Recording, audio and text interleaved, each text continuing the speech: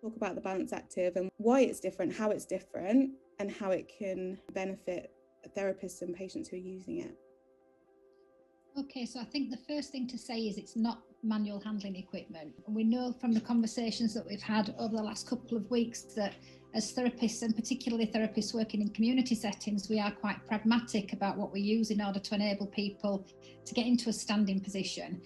But you want to be in a standing position that's a functional standing position and not just on your feet. And there's something about actual recruitment of muscle and joint alignment and position and sensory input that's incredibly important. If we're going to start to rehabilitate someone, we want them to be getting the messages, the correct messages, that they're going to then be able to carry forward into some functional activity. And so if you look at the gentleman, I don't know which way he's orientated on everybody's screens, but there's one that's got a strap around his bottom. And if you actually think about that, he's hanging, he's pretty much perched on there. And if we were thinking about, as obviously we've got Philly with us, who's an occupational therapist, one of the things we wanted to make sure was that rather than people being on a perch stool or in that hanging situation, they were actually upright and over the feet. So they were recruiting their anti-gravity muscles, were recruiting the glutes, could then have the hands free to be able to do something useful. And so obviously he's in a fairly passive position there. The guy in the top above him is even more passive. And if you think about trying to get one of those in your car to take round for, a community session, all the best. So in terms of actually making equipment accessible to people and context that people are living in, that was another reason for Balance Active. So not just the functional optimization, but the actual use of it in different contexts optimization. Rachel, do you want to mention anything about the other?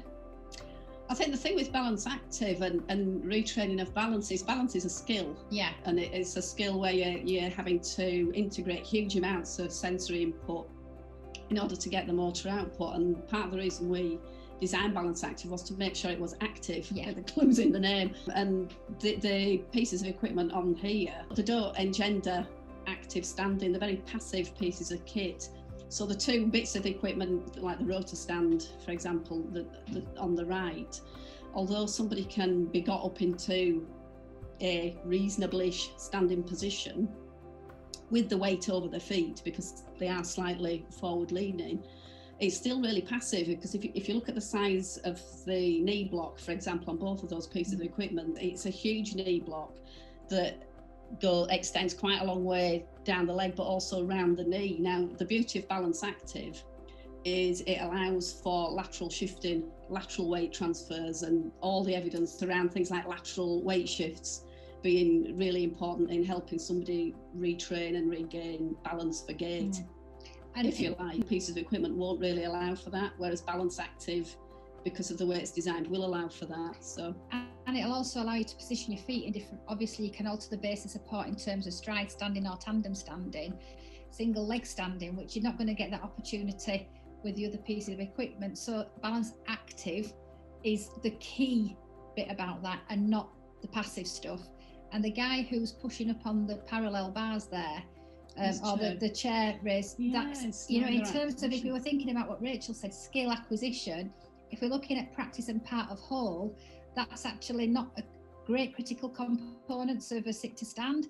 So, he's pushing up through an abnormal position almost. So we're trying to break things down into bite-sized chunks. And I think what you said also about making sure that people can practice little and often is something about not needing another person to be counterlevering the equipment or positioning the equipment so that people can have access to it when they feel like doing it. And I think, certainly we've learned with a lot of our patients that we've used it with who've got fatigue, having something that they can go to use independently, obviously prescribed, has been massive for them.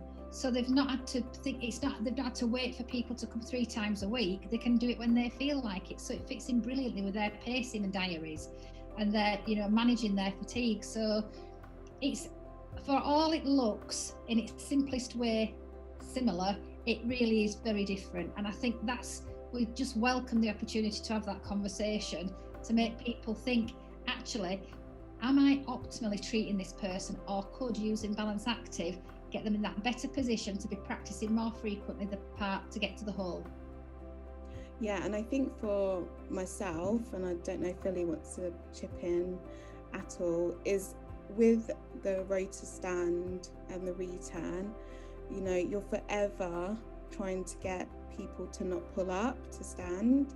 You're literally like, come on, like, you know, because you get into a habit because you've used that transfer aid as a way to compensate in a way in the beginning, and then you kind of have to unlearn the pull-up situation. So I think it's just, and that's what I wanted to have clarification on, is that this isn't a transfer aid, because most of those things are, and they're usually used to increase safety and as a interim to a step transfer or anything like that. And I think, you know, what you just said about the pulling up, the rotor stand and the other models that are similar to that, brilliant for water skiing practice. You know, if you want to learn how to squat back with extended arms, absolutely fantastic. But in terms of actually putting those critical components, getting someone's knees over the toes, the nose over the knees, and coming up into standing, recruiting the extensor muscles, making sure they've got the range to do that, that is not something that you can achieve using those pieces of kit. Yeah, and I think it's just knowing as therapists that there are things that you can use. They're not the be all and end all product. You use these in combination with other things and at certain times for certain reasons.